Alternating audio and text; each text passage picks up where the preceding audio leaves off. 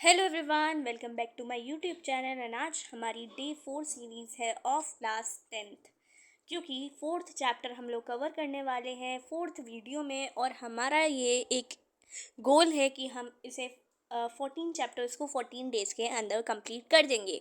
ठीक है, तो हम लोग चैप्टर को स्टार्ट करते हैं। हम यहाँ पे आपको introduction plus summary plus exercise, जो आपकी बुक एक्सरसाइजेज हैं, उसको हम इस वीडियो में ही सॉल्व करवा देते हैं। इंट्रोडक्शन भी देते हैं, फिर बीच में एक्सरसाइज भी सॉल्व होती है, और हम ये भी देखते हैं कितने टाइप्स ऑफ क्वेश्चन हैं, और उस पर समरी भी देखते हैं।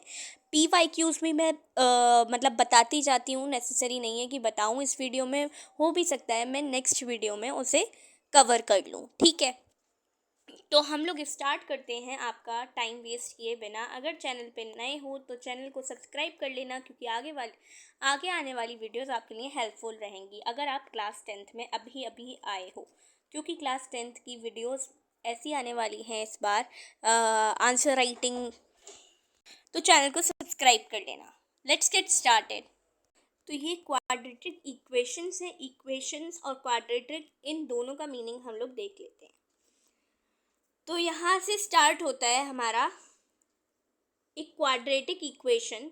वेरिएबल x मान लेते हैं। Variable x in an equation इस फॉर्म में लिखी जाती है। तो इसका जनरल फॉर्मूला क्या है? इसका जनरल फॉर्मूला है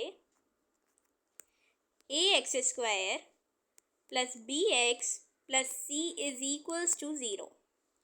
ठीक है, तो एक क्वाड्रेटिक इक्वेशन को हम इस फॉर्म में लिखते हैं, जहाँ पर a, b और c रियल नंबर्स होते हैं, और a कभी भी ज़ीरो नहीं हो सकता। अब इसको प्रूफ कर सकते हैं हम। अगर a ज़ीरो हो जाता है तो ये क्वाड्रेटिक नहीं बचेगा, यानी कि डिग्री 2 के साथ नहीं बचेगा। देखो, a की वैल्यू अगर हम ज़ीरो रख देते हैं और x² को रखते हैं, तो x² into zero will be zero only, तो ये क्वाड्रेटिक नहीं बनेगी। bx प्लस c क्वाड्रेटिक नहीं हो सकता, क्योंकि डिग्री इसकी क्या है? 1 है ओनली। 2 हाईएस्ट डिग्री होनी चाहिए। Highest degree of the variable 2 अगर है तो वो क्वाड्रेटिक होगी।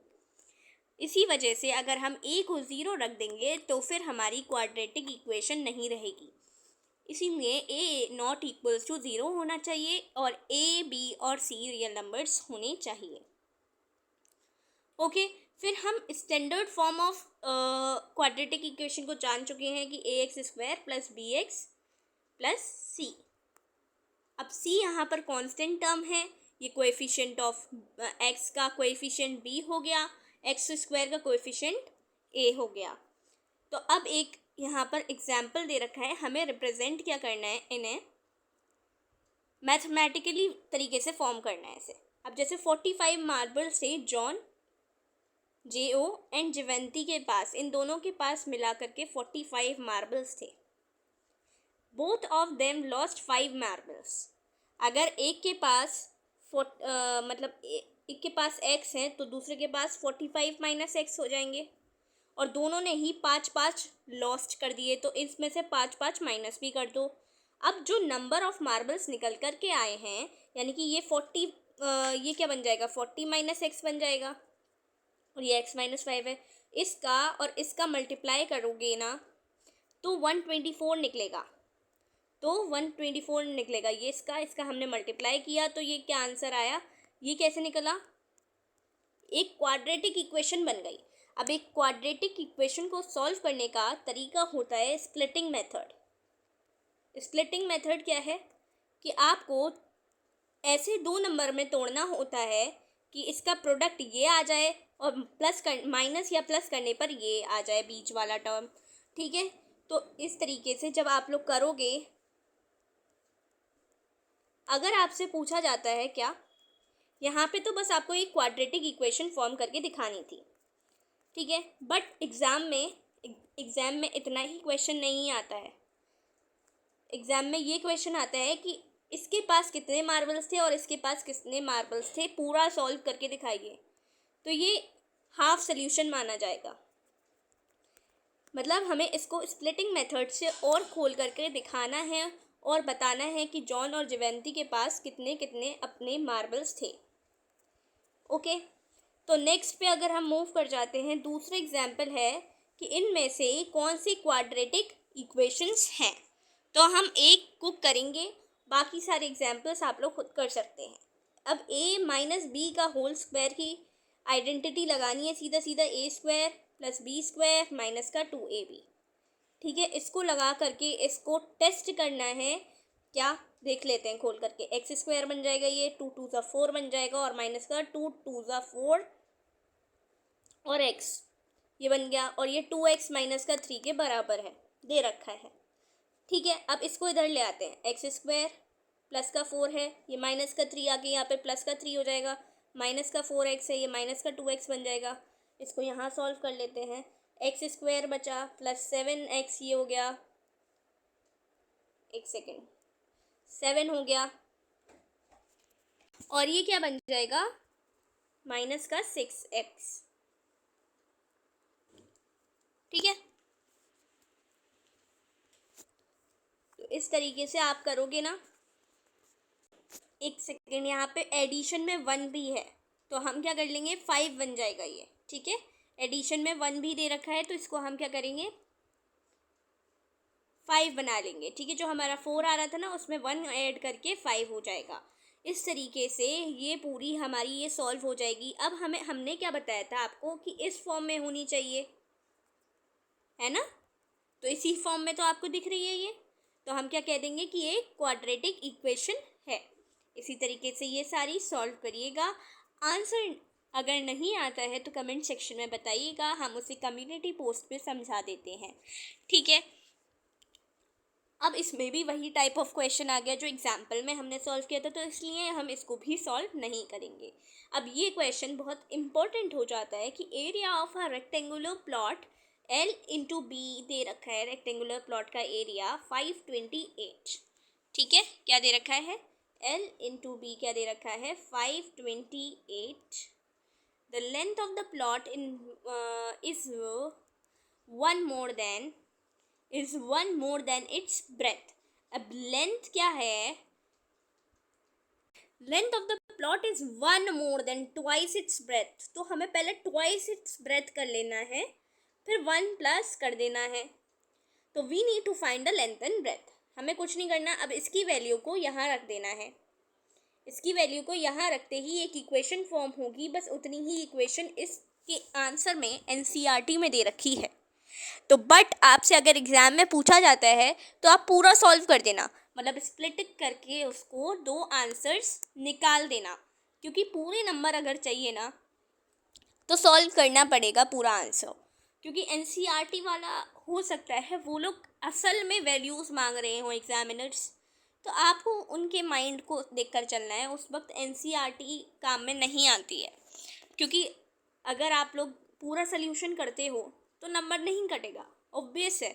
बट आपने आधा सल्यूशन कर दिया एनसीईआरटी के हिसाब से, बाद में वो कह रहे हैं टीचर्स कि आपको पूरा करना था, तो आप ही के नंबर की कमी होगी। ठीक है, तो हम पूरा ही सॉल्व करके आएंगे। ऐसे ही सारे वाले क्वेश्चंस कर लेना, और इसमें से हम बता देते हैं आपको, ये PYQ रह चुका है, तो इसको सॉल्व करना मत भूलना। ठीक है, अब यहाँ पे क्या है, हम अल्फ़ा रख देते हैं। जनरल एक रियल नंबर अल्फ़ा होता है, उसको हम root of the quadratic equation कह देते हैं, और उसको अल्फ़ा स्क्वायर प्लस बी, मतलब बस एक्स की जगह पर हमने क्या रख दिया, अल्फ़ा रख दिया। Is a solution of the quadratic equation, जहाँ पर अल्फ़ा सेटिस्फाई कर रहा है इस क्वाड्रेटिक इक्वेशन को, इसको। ठीक है, तो जैसे कि आप लोग यहाँ देख सकते हैं, इसको फैक्टराइज करना है। अब फैक्टराइज आप स्प्लिटिंग मेथड से भी कर सकते हो। ठीक है, अब इसको क्या करते हो आप लोग, यहाँ पे कुछ होता है और यहाँ कुछ होता है, तो 2 इंटू 3 कर लेते हो, 6 आ जाता है, और इसके अकॉर्डिंग आपको ये भी निकालना होता है। ठीक है, ठीक है, तो ये भी क्वेश्चन बहुत इजी और सिंपल है, आप वेरीफाई भी कर सकते हो। ये इसके रूट्स आ जाते हैं और आप इसे वेरीफाई भी कर सकते हो। ऐसे ही आपको इसके बताने हैं, जैसे कि इसको इससे मल्टीप्लाई कर लिया और ऐसा कोई निकाल के लेके आए, जैसे कि 6 इंटू 2 क्या हो गया, 12 हो गया।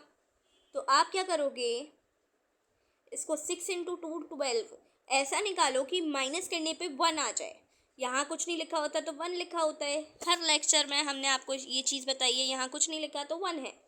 तो 6x² माइनस है, माइनस 4 4, ठीक है, -3 x -2 6x²। अब इसको फर्दर सॉल्व करोगे तो ये बाहर निकलने पे ये प्लस हो जाएगा, प्लस का 3x माइनस का 2। अब आप लोग सोल्यूशन देखो, इसी तरीके से किया है। अब कॉमन निकाल लो, कॉमन निकालने के बाद ये 2 आएंगे आपके, 3x माइनस का 2 आ रहा है जैसे कि, तो उसको इक्वेट कर दो 0 से, आपके दोनों के दोनों रूट्स निकल के आ जाएंगे। अब ये वाला एग्जाम्पल PYQ है, इसको अच्छे से कर लेना। इसकी वैल्यूज़ चेंज भी हो जाती हैं और हो सकता है नई भी हों। ये इजी क्वेश्चन है और ये क्वेश्चन ज़्यादातर नहीं आता है, ठीक है।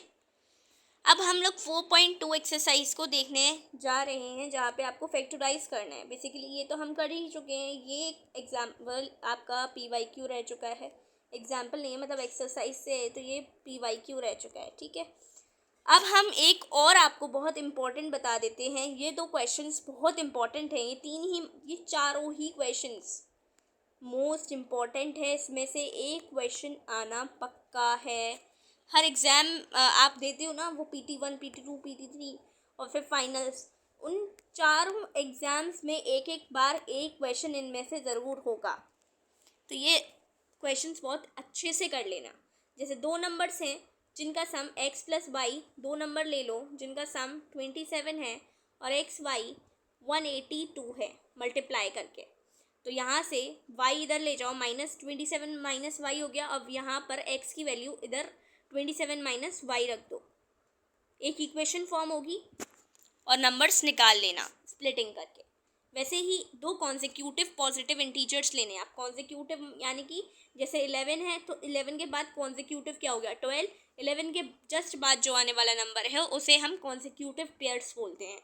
अब जैसे कि 2 कॉन्जिक्यूटिव नंबर ले रहे हैं तो एक x हो गया तो दूसरा x + 1, यानी कि एक 11 लिया है तो 11 + 1 ऐसे करना है, ठीक है। तो ये कॉन्जिक्यूटिव पेयर्स हो गए। तो इनका जो सम है, इनके जो सम ऑफ हुज स्क्वायर्स, इसका सम तो करना ही है और इसका स्क्वायर करके इस तरीके से ये इक्वेशन बनेगी। इसको सॉल्व करना, आंसर आ जाएगा। अब ये 5 क्वेश्चन है। एक एल्टीट्यूड है राइट एंगल ट्राइंगल का। एल्टीट्यूड क्या हो गया, ये हो गया। इस 7 लेस देन इट्स बेस, अगर बेस b है तो 7 में से b या फिर b - 7 ऐसे करके लिखोगे, ठीक है। तो इसको भी सॉल्व कर लोगे। 13 इसका हाइपोटेन्यूस हो गया और इसकी इक्वेशन फॉर्म हो जाएगी, ठीक है। तो ये वाला भी क्वेश्चन इंपॉर्टेंट है, ये भी कर लेना। एंड इसके बाद है नेचर ऑफ फ्रूट्स। तो इससे तो पक्का 2 मार्क्स 3 मार्क्स क्वेश्चन बनता है। तो एक फॉर्मूला है, मतलब फॉर्मूला क्या है, इसी से वो जनरेट हुआ है तो उसको लर्न ही करना पड़ता है। Basically -b ± √b² - 4ac divided by 2a। अगर रूट्स डिस्क्रिमिनेंट कहते हैं इसे, d = क्या होता है, b² - 4ac होता है। तो इसे एक चीज़ याद रख लेना, इसे क्या कहते हैं, डिस्क्रिमिनेंट कहते हैं। क्या कहते हैं, डिस्क्रिमिनेंट कहते हैं, b² - 4ac, ठीक है। अब डिस्क्रिमिनेंट क्या होता है, क्यों होता है, ये सब अभी नहीं पढ़ना है। इसको समझ लो कि ये डिस्क्रिमिनेंट है क्योंकि इस पर हमें बस एक क्वेश्चन करना है और उसे, क्योंकि मतलब ऐसे टॉपिक्स पे जो है ज़्यादा ध्यान नहीं देना चाहिए जो आपके एग्ज़ाम्स में नहीं आने वाले हैं। तो हम लोग इस पे ज़्यादा ध्यान देंगे कि डिस्क्रिमिनेंट किसके इक्वल रहता है, b² - 4ac के। अब अगर 0 से बड़ा आ रहा है डिस्क्रिमिनेंट, तो हमारा यही आपका 2 रूट्स निकाल करके देता है, एक प्लस करने पे और एक माइनस करने पे। और अगर b² - 4ac किसके बराबर हो जाता है, 0 के बराबर हो जाता है, तो उसके जो x निकल के आता है वो -b/2a से निकल आता है। इक्वल होते हैं इसके, इक्वल। ये वाला केस इम्पॉर्टेंट है। तो यही है हमारा क्या, 1 मार्क्स क्वेश्चन। टू डिस्टिंक्ट और रियल रूट्स निकलेंगे कब? जब ज़ीरो से बड़ा आएगा बी स्क्वायर माइनस 4ac, यानी कि डिस्क्रिमिनेंट जब ज़ीरो से बड़ा आता है। और डिस्टिंक्ट रूट्स, तो उसके डिस्टिंक्ट रूट और रियल रूट्स होते हैं दो। अगर B square minus 4ac zero के बराबर आता है तो दो इक्वल रूट्स आते हैं, यानी कि -b/2a एंड -b/2a। अगर बी स्क्वायर -4ac ज़ीरो से छोटा आ जाता है तो कोई रियल रूट एग्जिस्ट नहीं करता, जैसे एक एग्जांपल है, तो इसका नेचर ऑफ रूट्स फाइंड करना है तो पहले हम बी स्क्वायर -4ac कैलकुलेट कर देंगे। -8 है तो नेचर ऑफ रूट क्या आएगा? नो रियल रूट एग्जिस्ट, उसके कोई रियल रूट नहीं होते। उसके बाद नेक्स्ट एग्जाम्पल पे हम नेक्स्ट एक्सरसाइज पे अगर हम मूव करते हैं, फिर ये हमारी लास्ट एक्सरसाइज है, एक्सरसाइज 4.3। अब हमें इसमें क्या करना है? Nature of the roots find करना है। अगर रियल रूट एग्जिस्ट करते हैं तो उन्हें फाइंड करना है। तो बी स्क्वायर -4ac लगेगा इसमें, जहाँ पर a क्या है? 2 है, b क्या है? -3 है, और 5 क्या है? c है। ठीक है, तो इसको हम कैलकुलेट करते हैं। बी स्क्वायर करना है यानी कि -3 का स्क्वायर, बी स्क्वायर -4ac क्या आ जाएगा? 3 3 ज़ा 9, 4 2 ज़ा 8 और 5 8 ज़ा 40। अब ये माइनस में आएगा तो इसका रियल रूट एग्जिस्ट ही नहीं करता, दूसरा है k की वैल्यू फाइंड करनी है, तो बी स्क्वायर -4ac लगाएंगे। ठीक है, बी स्क्वायर -4ac क्या हो गया? k square -4ac। ठीक है, k स्क्वायर 4 2 ज़ा 8, 8 3 24 और 24 माइनस का इधर चला जाएगा तो ये हो गया। तो k इज इक्वल्स टू +-√24। ठीक है, ये क्वेश्चन बहुत ज़्यादा इम्पॉर्टेंट है, ये पेपर में आया हुआ क्वेश्चन है, ये भी इम्पॉर्टेंट है। और हमें बस इसमें क्या करना है, अगर क्या ये पॉसिबल है कि हम रेक्टेंगुलर पार्क बना सकें इतना इतना पेरीमीटर और इतना इतना एरिया के? तो हमें कुछ नहीं करना, बी स्क्वायर -4ac कैलकुलेट करना है इसमें इक्वेशन बना करके, इसमें भी बी स्क्वायर -4ac और इसमें भी बी स्क्वायर -4ac कैलकुलेट करके आंसर कैलकुलेट कर लेना है। अब हमारी फाइनली हम लोग समरी पे आ चुके हैं और ये चैप्टर भी हमने पूरा कंप्लीट पढ़ लिया है। और फिर हम लोग बहुत ही अच्छे चैप्टर नंबर 5 पे आ जाएंगे, जो बहुत अच्छा चैप्टर है, that is AP arithmetic progression. वो बहुत इजी और सिंपल है, अगर उसके 2-3 फॉर्मूले हैं उसको अगर याद कर लो तो वो बहुत ही इजी चैप्टर है, फॉर्मूला बेस्ड चैप्टर है वो वाला। अब हम इसकी समरी देख लेते हैं। एक quadratic equation in the form of variable x, उसका जनरली हम ऐसे लिखेंगे जहाँ a ≠ 0 होना चाहिए। अगर हम उसी में ही अल्फ़ा लगा देते हैं तो वो zero of the quadratic polynomial बन जाता है। अगर हम फैक्टराइज करते हैं इसे तो product of two linear factors, वो लीनियर फैक्टर्स इसके निकलेंगे। और इस तरीके से हमारा फैक्टर इक्वल टू हम ज़ीरो कर देते हैं जब भी हमें कोई भी x के टर्म में निकलता है, और x की वैल्यू हम निकाल लेते हैं। ठीक है, उसके बाद है हमारा quadratic formula, direct quadratic formula भी पूछ लेते हैं, और ये हमारा डिस्क्रिमिनेंट का फार्मूला है। अब ये भी इम्पॉर्टेंट है, दो डिस्टिंक्ट रियल रूट्स कब निकलेंगे? जब ज़ीरो से बड़ा होगा। दो इक्वल रूट्स यानी कि वो इंसिडेंट रूट्स कब निकलेंगे? जब ज़ीरो के बराबर होगा। रियल रूट्स नहीं एग्जिस्ट करेंगे जब ज़ीरो से छोटा यानी कि नेगेटिव नंबर पहुंच जाएगा। तो ये था हमारा पूरा एक्सप्लेनेशन वीडियो। और चैनल पे अगर नए हो तो चैनल को सब्सक्राइब कर लेना, क्योंकि हमारा Day 4 ये हो चुका है आउट ऑफ 14, और बाकी के लेक्चर्स भी आने वाले हैं जल्द ही। Till then take care, bye bye, subscribe.